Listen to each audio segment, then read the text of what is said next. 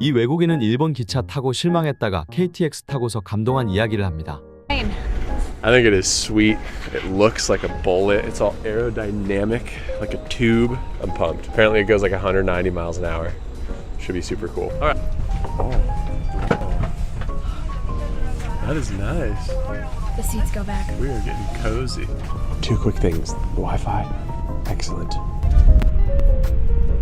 161 miles an hour. It feels very, very smooth.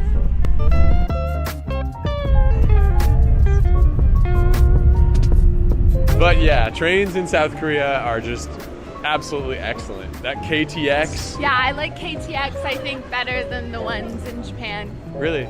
Yeah, the Wi-Fi is better. Oh, true. It also has all the things that the Japan one does. I think the Wi-Fi makes it win.